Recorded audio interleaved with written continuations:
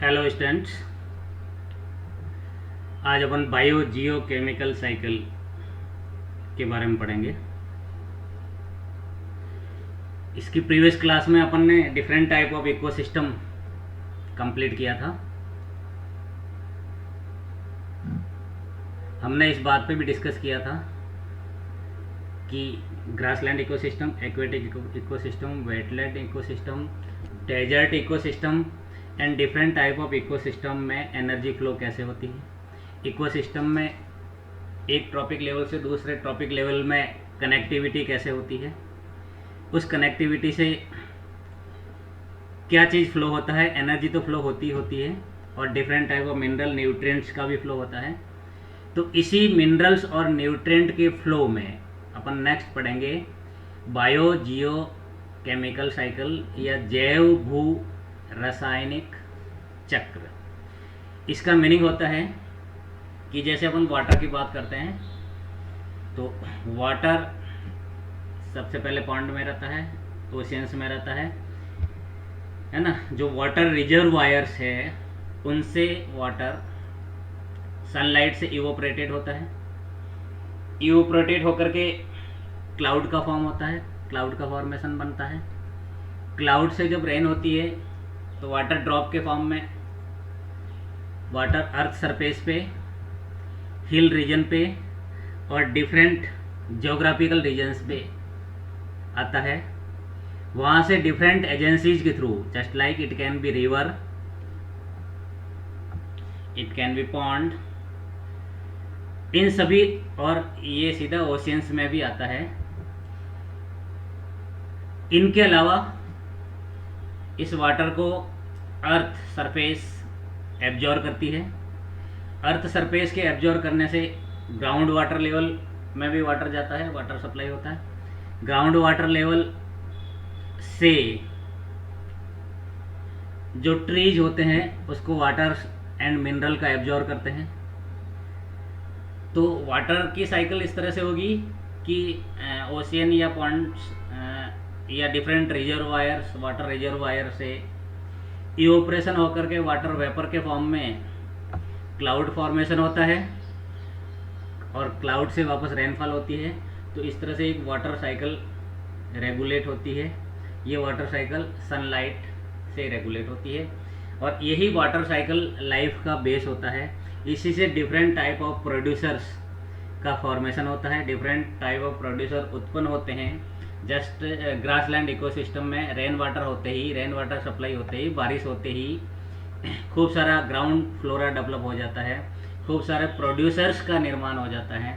इन producer से minerals और energy different trophic level में पास ऑन होती है और यही बायो जियो केमिकल साइकिल है। Means different chemicals, different minerals और वाटर्स का एक डिफरेंट सीक्वेंस में साइक्लिंग होना, जिससे इकोसिस्टम की रेगुलरिटी में इम्पोर्टेंट रोल प्ले होता हो, उसको जैव भू रासायनिक चक्र या बायो जियो केमिकल साइकिल कहा जाता है। बीएससी थर्ड ईयर की इकोलॉजी पढ़ने वाले स्टूडेंट को इतनी बेसिक या फंडामेंटल इस बात की जानकारी होनी चाहिए कि इकोसिस्टम में डिफरेंट ट्रॉपिक लेवल होता है। ये अपन ने प्रीवियस क्लास में भी डिस्कस किया था। डिफरेंट ट्रॉपिक लेवल के बाद में फूड चेन फॉर्मेशन होती है, फूड वेव फॉर्मेशन होता है ना। जैसे अपन किसी मिनरल की बात करते हैं या हाइड्रोजन की बात करते हैं या कार्बन की बात करते हैं, नाइट्रोजन की बात करते हैं या ऑक्सीजन की बात करते हैं, तो ये भी एक डिफरेंट वे में साइकिल होता है। जैसे सल्फर साइकिल हो गया, तो ये डिफरेंट वे में साइकिल होकर के प्लांट्स या एनिमल्स के द्वारा यूज होता है। जैसे कई वाटर एंड कई मिनरल्स ऐसे होते हैं, मिनरल्स की फॉर्म में कई केमिकल्स भी ट्री या प्लांट्स के द्वारा, प्लांट की रूट के द्वारा एब्जॉर्ब किया जाता है। प्लांट की रूट वाटर एंड मिनरल्स को एब्जॉर्ब करते हैं। मिनरल्स पोषक तत्व होते हैं, पेड़ पौधों में, पादपों में पोषक तत्व की तरह यूज होते हैं और इनको जड़ें ज़मीन से अवशोषित करती है। अवशोषित करने के बाद में प्लांट की लीफ में डिपॉजिट होते हैं, डिफरेंट फॉर्म में प्लांट में डिपॉजिट होते हैं। जब लीफ सूख जाती है तो अर्थ पर गिर जाती है, ग्राउंड पर गिर जाती है। गिरने के बाद वो डिके होती है। डिके होने के बाद उसके different chemicals, either it can B nitrogen, phosphorus, sulphur, so on, जो भी होते हैं वो उससे डी एसोसिएटेड हो जाती हैं, अलग हो जाते हैं, डीके हो जाते हैं। डीके होने के बाद वो वापस सॉइल में एक्यूमुलेटेड हो जाते हैं, सॉइल में घुल जाते हैं। सॉइल से जब रेन वाटर होगा तो वो सॉइल के डिफरेंट लेवल पे तक पहुंच जाते हैं। उनको वापस प्रोड्यूसर या प्लांट एब्जॉर्ब करते हैं और वापस उनको, तो ये भी एक साइकिल है। तो इस तरह से कौन कौन सी साइकिल हो सकती है, कौन कौन से केमिकल की साइकिल हो सकती है, इनकी स्टडी करना जैव भू रासायनिक चक्र कहलाता है, बायो जियो केमिकल साइकिल कहलाती है। इसमें सबसे पहले स्टडी अपन वाटर की करेंगे। वाटर भी अपना आप में केमिकल है। वाटर के बाद डिफरेंट स्टडीज करेंगे, उसके बारे में अपन बात करेंगे, है ना। इसको थोड़ा सा डिक्टेट करने के फॉर्म में मैं ये लिखवाना चाह रहा हूँ। पारिस्थितिकी और पृथ्वी विज्ञान में एक बायो जियो केमिकल जैव रासायनिक चक्र या पदार्थ का कारोबार या पदार्थ का चक्रण एक निश्चित मार्ग है, चक्रण का एक निश्चित मार्ग है जिसके द्वारा रासायनिक पदार्थ पृथ्वी के जैव मंडल which is called biotic and अजैव मंडल which is called lithosphere, abiotic factor, abiotic factor में लिथोस्फीयर आएगा, वायुमंडल आएगा, जलमंडल आएगा, के माध्यम से चलता है। मीन्स इसमें दोनों होते हैं, बायोटिक भी होते हैं, ए बायोटिक भी होते हैं। कोई भी बायो जियो केमिकल साइकिल बायोटिक से ए बायोटिक में और ए बायोटिक से बायोटिक में एक साइक्लिक वे में चलता है जिसको बायो जियो केमिकल साइकिल कहा जाता है। इसमें पर्टिकुलर रासायनिक तत्व है जैसे कैल्शियम, कार्बन, हाइड्रोजन, पारा, nitrogen, oxygen, phosphorus, selenium, sulphur, इन सब की बायो जियो केमिकल साइकिल होती है। इनमें से जो अपने कोर्स में है उनकी अपन डिटेल पढ़ेंगे, है ना। पानी और सिलिका के लिए आणविक चक्र माइक्रोस्कोपिक चक्र जैसा है कि रॉक चक्र, सिंथेटिक यौगिकों जैसे क्लोराइनेट, विपेनल, पीवीसी, पीसीवी के लिए मानव प्रेरित चक्र है। कुछ चक्रों में जलाशय होते हैं जहां एक पदार्थ लंबे समय तक रहता है, जैसे जलाशय या रिजर्व वाटर जो सोर्स होते हैं, रिसोर्सेज होते हैं, उनमें एक चक्र लंबे समय तक रहता है ना। इसी तरह से अपन आगे बात करते हैं बायो जियो केमिकल साइकिल यानी जैव भू रासायनिक चक्र। इसमें अजैविक तत्वों के जैविक व्यवस्था में परिवर्तन होना, एक और डेफिनेशन है इसकी, बहुत अच्छी डेफिनेशन है ये, इकोलॉजी के पॉइंट ऑफ व्यू से फंडामेंटली डेफिनेशन है कि अजैविक तत्वों का, ए बायोटिक एलिमेंट्स का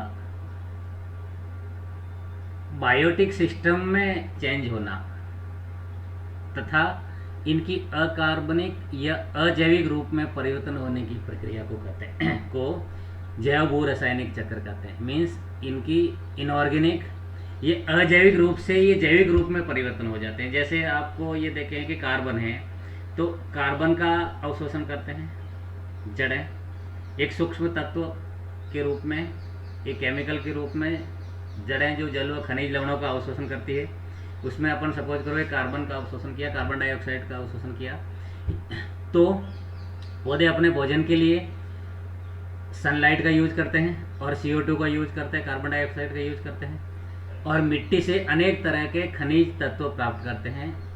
पौधे प्रकाश संश्लेषण की क्रिया द्वारा अपना भोजन बनाते हैं। इस तरह इन खनिज लवणों के उपयोग से पादप में जो भोजन का निर्माण होता है, उस भोजन में भी ये सूक्ष्म मात्रिक तत्व, केमिकल या पोषक तत्व उपस्थित रहते हैं। ये प्रक्रिया पूरे चक्र द्वारा संपन्न होती है जिसके अंतर्गत पौधे अपने भोजन का निर्माण करते हैं और अपनी वृद्धि करते हैं।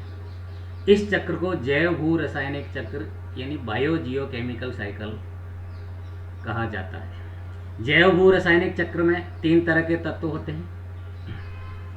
एक तो मैक्रो एलिमेंट बृहत तत्व, एक माइक्रो एलिमेंट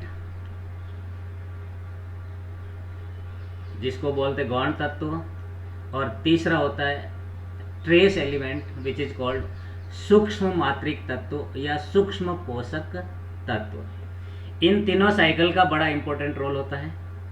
जैसे अपन सबसे छोटे ये है सूक्ष्म मात्रिक तत्व, मीन्स माइनर एलिमेंट होते हैं, बहुत लिमिटेड ट्रेस एलिमेंट होते हैं। ये भी पूरे साइकिल, जैसे वृहत तत्व गौण तत्व तो है ही, सूक्ष्म मात्रिक तत्व भी पूरी साइकिल को रेगुलेट करते हैं। मीन्स मैं यहाँ पे ये कहना चाह रहा हूँ कि सूक्ष्म मात्रिक तत्व मीन्स बहुत छोटे तत्व जो है, अगर वो अनुपस्थित रहते हैं तो प्लांट में बहुत सारी सिस्टम को मतलब डिस्टर्ब कर सकते हैं। एक छोटा सा सूक्ष्म मात्रिक तत्व भी अगर साइकिल्स में नहीं है तो पूरे प्लांट की लाइफ साइकिल को बहुत ही सिग्निफिकेंटली तरीके से डिस्टर्ब कर सकते हैं, डिसऑर्डर क्रिएट कर सकते हैं।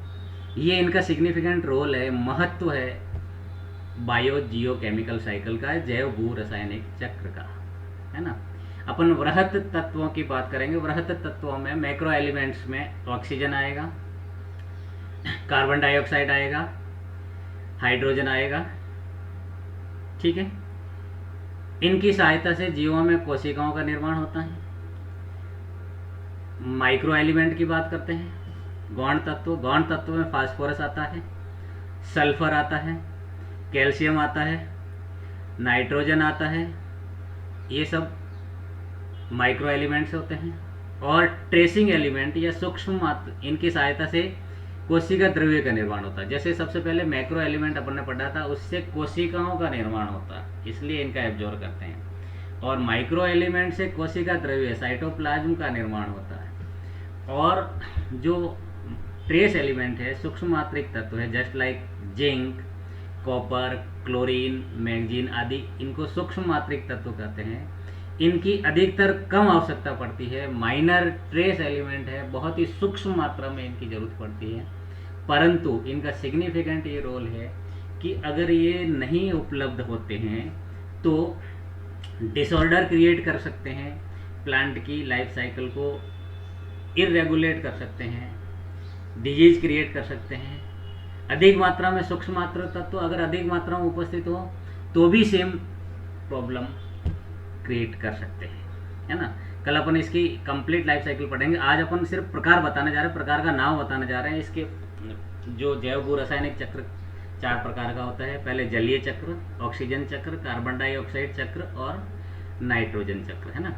इनकी नेक्स्ट क्लास में डिटेल पढ़ेंगे। एक बार और रिपीट करना चाहता हूँ मैं कि ये साइकिल ही मेन प्लांट रोल प्ले करती है। बायो जियो केमिकल साइकिल का सिग्निफिकेंट रोल है प्लांट की लाइफ साइकिल में, इकोलॉजिकल बैलेंस में। बायोटिक और एबायोटिक फैक्टर्स का एक साइकिल है जो एक पर्टिकुलर पैटर्न में फॉलो होता है। अगर उस पैटर्न में किसी तरह का डिस्टर्बेंस होता है तो वो फॉलो नहीं होता है, फॉलो होने में डिफरेंट प्रॉब्लम्स आती है, डिसऑर्डर्स क्रिएट होते हैं। और ये डिसऑर्डर जो अगर प्रोड्यूसर में क्रिएट होते हैं तो ये सभी डिफरेंट ट्रॉफिक लेवल में इरेगुलेशन क्रिएट करते हैं। क्लियर? तो कल अपन इसके नेक्स्ट आगे बात करेंगे, है ना। इसमें तीनों तत्वों का बहुत रोल है। जैसे माइक्रो एलिमेंट ऑक्सीजन सबसे इम्पोर्टेंट है। कोई सजीव जब तक ही सजीव है, जब तक उसको ऑक्सीजन मिलती है, श्वसन क्रिया चलती रहती है।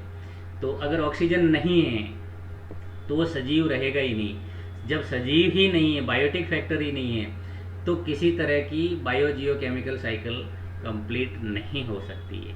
तो इसलिए इसमें मैक्रो एलिमेंट का भी इतना ही इम्पोर्टेंट रोल है जितना माइक्रो एलिमेंट का है, और माइक्रो एलिमेंट का भी इतना ही रोल है जितना ट्रेसिंग एलिमेंट का है।